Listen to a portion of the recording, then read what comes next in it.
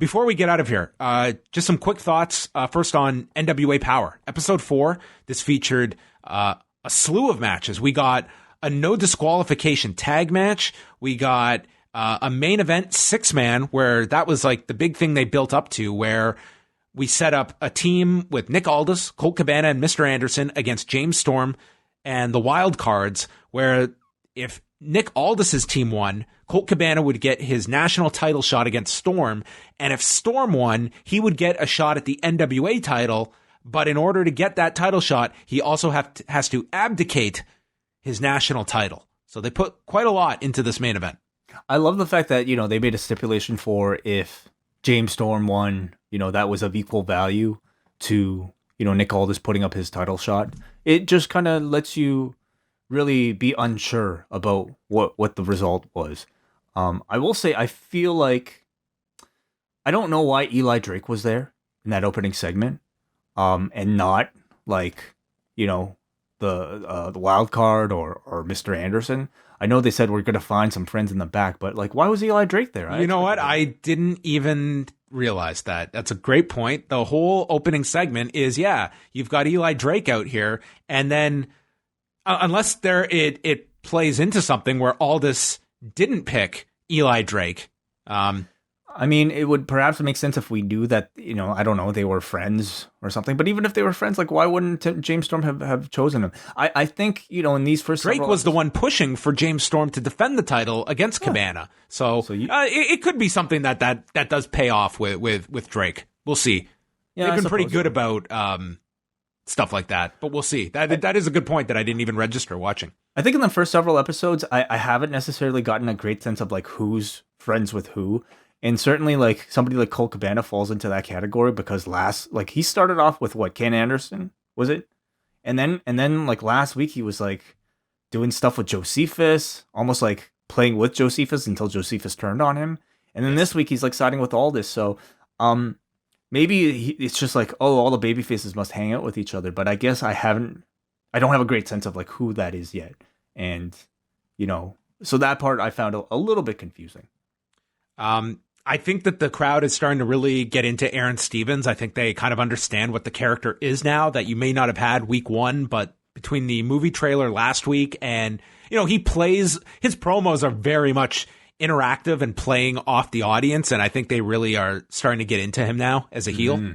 I sometimes forget that like this guy at one time was just like, on like a Rusev Day level with his like, Sandow, Mizdow stuff. Yep. Like we forget that this dude is actually a really talented, funny person, and I think hopefully in NWA, like this is where he could really shine and showcase himself and get to that stage again. I really like Ricky Starks. Like I think he's becoming a standout guy on these shows. With the slap, yeah. But just like in ring, I think he's great. He's got great, charisma. I would say, sounds really good like at the podium. So I like him a lot. Yeah. I'm continually impressed with Allison Kay on this show. I think she's a really great good champion for the women's division. And they did a match with Marty Bell and Ashley Vox. Again, like all the matches are super quick. It's really hard to kind of grade any of these matches because they're just very quick wrestling matches, and it's more so the story before and after that sets up these matches. But Allison Kay just has a really great presence about her. Yeah, she really works. I mean, she talks with so much confidence, and I can really buy it. I was surprised that they gave Ashley Vox the win after we just saw her lose to Allison Kay, but I mean that surprise is good too. They certainly led you to believe that Marty Bell was going to win. But is there an interest in a rematch with Ashley Vox? On TV, if it's just on YouTube, does it really matter? But I'm not so sure. But at least you would know who Ashley Vox is after this. Yeah. So what's interesting is that, I think it'll work out. It's like 7 or 8 episodes, I think is what this is going to work out to. And then the remaining weeks, there's going to be 10 pounds of gold episodes leading into the pay-per-view on December 14th. So wait a second. What do you mean? So 8 episodes before the pay-per-view, you mean? And then 10 pounds of gold in between. I don't think it's an exact, like the episodes are not going to air they're not going to end the week of the pay-per-view. I think there's a gap there of a week or two. And they're not doing more tapings? Not till after the pay-per-view. Right. So So 10 pounds of gold will take the place potentially of. well, this is episode 4. So next week we'll get, if we have 8 episodes, that means 1, 2, 3. That would mean the last one would be November 26th, which would leave you 2 weeks, 2 Tuesdays before the pay-per-view. So those weeks, it sounds like they'll put special episodes of 10 pounds of gold, building up your big match or big matches for the pay-per-view on the 14th. Okay. So we're already like halfway through this run.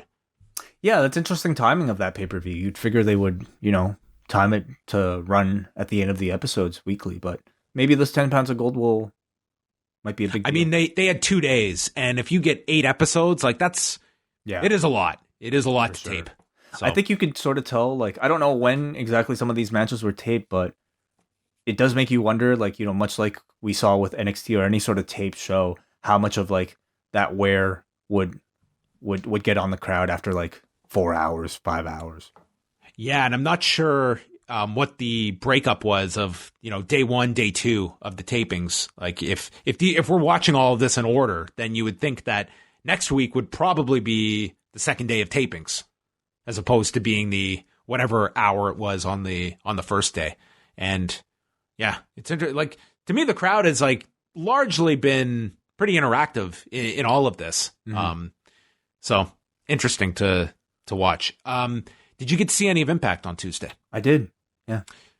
What did you think about, just in terms of a show that they had built up to launch on AXS with the hope that, maybe some lapsed viewers would come back to check this out? You being a primary example of someone that wasn't watching Impact every week, how did you feel they handled just catching you up to speed on what was going on and getting your interest to make this something you would tune into on a regular basis? Mm-hmm. I think, it's interesting because like Impact doesn't really just have to maybe compete with itself anymore, if that makes sense.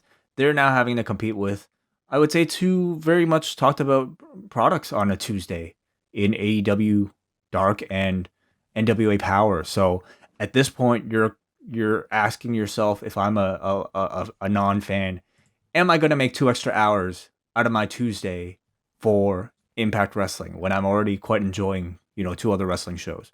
And I think I found myself coming out of this episode feeling the answer is no.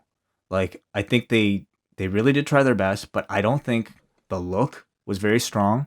I think it looked sort of like dark and cheap, in that setting. The crowd didn't sound that great in Windsor here. No, I thought the crowd was a negative overall. And, and when we say cheap, like there are probably more people here than NWA Power, but like NWA Power kind of makes the intimacy a draw in a unique way. Whereas AEW Dark is almost the opposite. You're getting a full AEW audience in an arena. So Impact itself finds itself somewhere in between, and really with production that tries to look big, but ultimately just comes across like it kind of falls short. I think they did a good job like presenting its ongoing storylines. I suppose it just gets to the point where I ask myself, do I need it? Is it different enough that I'm going to be, making time for it? I don't know. Certainly, I like the main event a whole lot, and I think ending it with Tessa Blanchard, I think there should have definitely been a lot more Tessa Blanchard on this show. She, to me, is like the biggest star. She's their star. Yep. And, I understand saving her for like, coming out at the end to have that interaction with Sammy. It wasn't enough. I would have liked to have seen her, in a really strong match and a big showcase. And just, see more character work from her in general. I loved Moose. I thought he was spectacular. He was awesome. He's been doing this for like the last month or so with like just promos that have been, he's great. He was, if you didn't see it, he's coming off the Ken Shamrock win. So he's on the golf course to prove he is a multi-sport athlete after leaving the NFL and making the easy transition to pro wrestling. And after beating Ken Shamrock, I've proven I'm also the best MMA fighter in the world. And then he just chucks the ball and he's going to, he does swing and he's going to hit a hole in one. And he ends up roughing up these old guys on the green and just throws his ball into the, you had to see it because he was great. It was really stupid, but I think his cockiness really makes it. Not as big of a fan of, the Rascals or what they're doing with Su Young. I thought some of those segments dragged, or was just not the '70s one. I think the guys do a really good job with it, but it's you either love or hate those segments. They've been doing those for a while. What did you think about the Rob Van Dam promo? This was his first heel promo since the turn at Bound for Glory, where he's in like this pool with his girlfriend Katie Forbes. Yeah, took aim at the Bucks and Kenny Omega and did he say Daniel Bryan? Yeah. He I said, don't know about Daniel Bryan. They all stole his moves, and he was doing all this before them, and he gets no credit. Yeah, I don't know. Is Daniel what moves do you think Daniel Bryan stole from RVD? Yeah, I don't think Van Dam was ever using cattle mutilation. Yeah, but no, I think it gets people talking. I saw it posted on Reddit, so I'm interested in this RVD, heel RVD. Like, certainly if you've been following him on social media, he's very much like he's playing the character, like he's playing it up. He's been playing this heel, I would say, for quite a while now, where he's just on a bit of a, I would term it midlife crisis, following, I guess, a pretty public divorce and having two girlfriends by his side all the time. But it's entertaining. It's getting people talking about him. So I'm at least curious. I of what. Do you remember when we met them at Wale Mania? The two, not both girlfriends. He walked in with Katie Forbes, and I was just standing there, and he just turned to me. He's like, "Hey," "Hey, Rob." I don't remember. It was a very quick interaction. I thought you were with me, but anyway. Shamrock and what we predicted, John. Joey Ryan. Yeah, what we predicted. So Ken Shamrock is going to do a match with Joey Ryan next week, which the clip has already gotten out there. It's clear what they are going for here. And yeah, it's a direction. Like Impact is looking at all the buttons to push, whether it is Joey Ryan, intergender wrestling. Like they just want to go in all those directions, because I think they're just trying to see what sticks and how can we differentiate ourselves and do stuff that others are unwilling or just won't do.